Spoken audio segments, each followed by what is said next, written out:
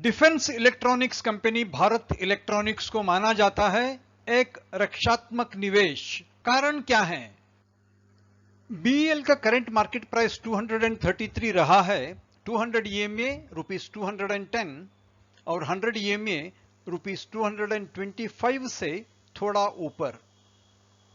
पिछले 12 महीनों में शेयर का मूवमेंट रहा है एक असेंडिंग चैनल के अंदर।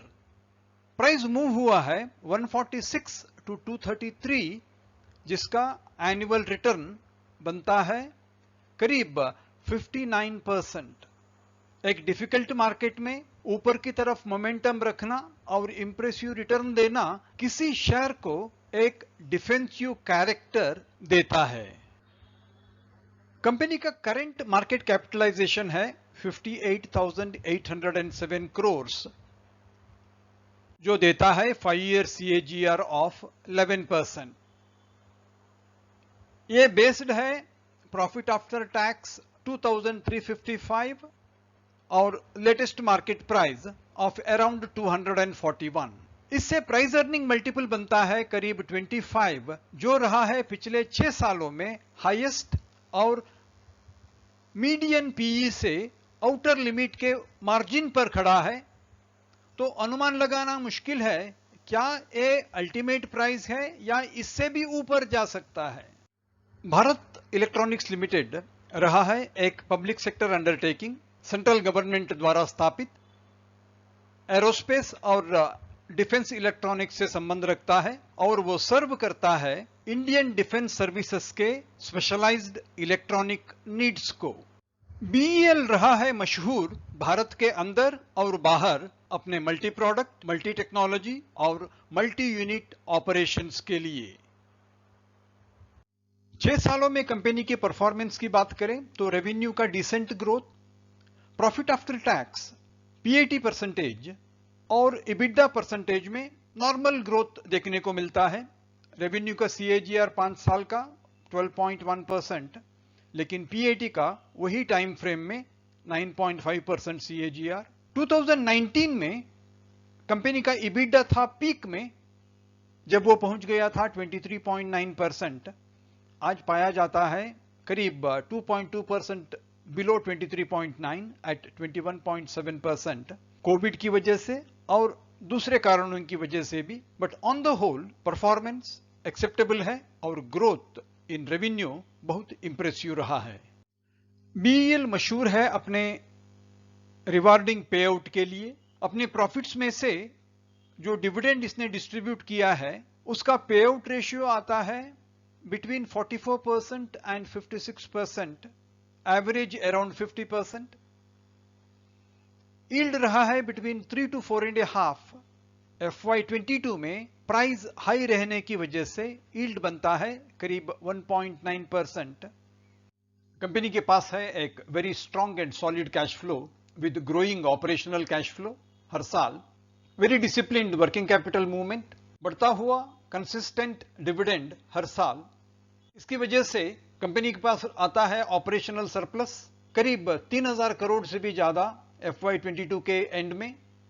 फिक्स्ड एसेट्स में कंपनी बहुत ज्यादा इन्वेस्ट कर रही है डाइवर्सिफिकेशन प्रोजेक्ट्स के लिए और रिसर्च एंड डेवलपमेंट के लिए। कंपनी के बैलेंस शीट पर पाया जाता है hefty cash balance. Latest cash balance तो रहा था 1,301 करोड़ 31 मार्च 2022 पर। कंपनी का इन्वेस्टमेंट हेवी रहा है पर्टिकुलरली अपने diversification projects on electronics of electric vehicle, medical equipment और ट्रेन कंट्रोल सिस्टम से संबंधित। कंपनी के ब्राइट प्रोस्पेक्ट्स के पीछे 3 प्रोजेक्ट्स पाए जाते हैं। एक रहा सेमीकंडक्टर फैब्रिकेशन प्लांट, जिसको डेवलप किया जा रहा है हिंदुस्तान एरोनॉटिक्स लिमिटेड के साथ। दूसरा है व्हीकल चार्जिंग इंफ्रास्ट्रक्चर प्रोजेक्ट और तीसरा development of indigenous lithium cells for electric vehicles. इन तीनों का असर कंपनी के प्रॉफिटेबिलिटी पर बहुत पॉजिटिव माना जा रहा है। आत्मनिर्भर भारत और मेक इन इंडिया इनिशिएटिव, इन दोनों का फायदा हुआ है बीईएल को। उसके डिफेंस वर्टिकल और नॉन डिफेंस वर्टिकल, इन दोनों में देखा गया है कि ऑर्डर बुक में बहुत इंप्रूवमेंट आया है और उसका ऑर्डर बुक पाइपलाइन भी स्ट्रांग नजर आता है। कंपनी के शेयर होल्डिंग पैटर्न के बारे में तो सिर्फ 3 चीजें। गवर्नमेंटल होल्डिंग वैसे के वैसे ही रहा है। म्यूचुअल फंड्स में गिरावट देखने को मिलता है होल्डिंग में करीब 4%। लेकिन इंटरेस्टिंग चीज यह है कि एफपीआई के होल्डिंग्स में 5% से भी ज्यादा बढ़ोतरी आई है, जिसका मतलब है एक्सटर्नल कॉन्फिडेंस कंपनी के ऊपर आजकल बहुत बढ़ता हुआ नजर आता है। मैं हूं Vitthal Prabhu, stock learning simplified weekly video के साथ। आशा करता हूं कि आपको यह वीडियो पसंद आएगा।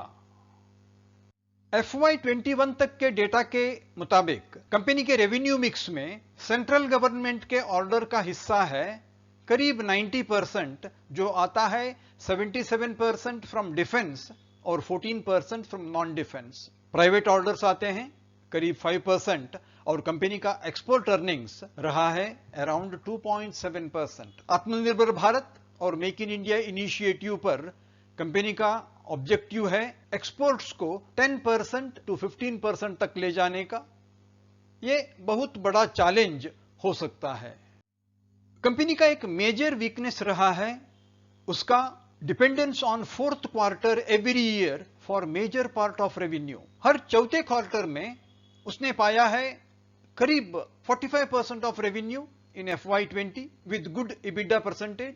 FY21 में फिर से खराब फोर्थ क्वार्टर का शेयर रहा करीब 50% of revenue, highest amount of EBITDA percentage. लेकिन FY22 में रेवेन्यू के फ्लो में इवननेस आया 41%, लेकिन कंपनी खो बैठी EBITDA परसेंटेज जो गिर गया अप टू 24.9%। किसी कंपनी में इवननेस और balance in the flow of revenue और EBITDA में बहुत जरूरी है, लेकिन BEL में यह वीकनेस सालों से चला आ रहा है। जब तक कंपनी अपना रेवेन्यू सभी क्वार्टर्स से अर्न नहीं करती तो ये रिस्क प्रोफाइल को बहुत वल्नरेबल बना सकता है।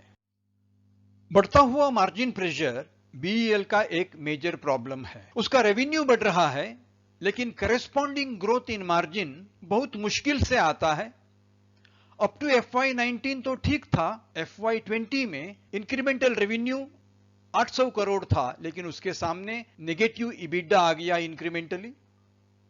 FY21 में फिर से रिकवरी आई, लेकिन FY22 में 1259 रेवेन्यू इंक्रीमेंटल के ऊपर इंक्रीमेंटल EBITDA आया सिर्फ 10%, 130 करोड़, जिसकी वजह से overall EBITDA for the year गिर गया फ्रॉम 22.8% टू 21.7%। मार्जिन प्रेशर का मेजर वजह है कंपनी के ज्यादा से ज्यादा ऑर्डर्स हैं फिक्स्ड प्राइस कॉन्ट्रैक्ट्स, जहां कंपनी इनपुट इन्फ्लेशन को कस्टमर्स तक पास ऑन नहीं कर पा रही है।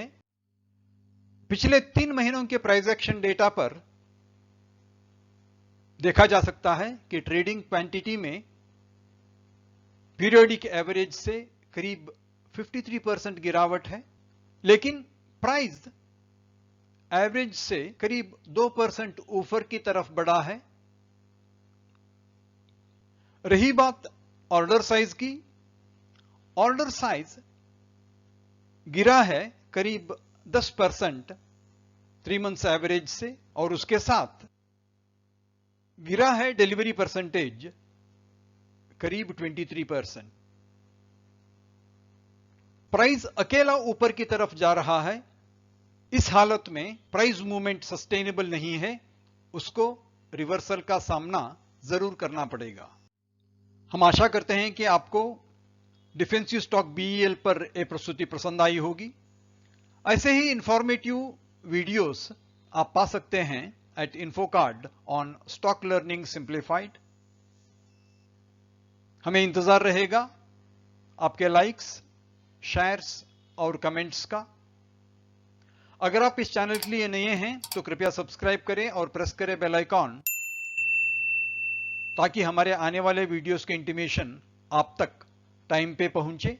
आपके सपोर्ट, इंटरेस्ट और वैल्यूएबल टाइम के लिए बहुत बहुत धन्यवाद। इस वीडियो का पर्पस सिर्फ इंफॉर्मेशन, एजुकेशन और अवेयरनेस है। इसका किसी सोलिसिटेशन और रिकमेंडेशन टू बाय, सेल और होल्ड सिक्योरिटी से संबंध नहीं है। आपके जरूरत के मुताबिक कृपया कॉम्पिटेंट प्रोफेशनल एडवाइस हमेशा ले लें।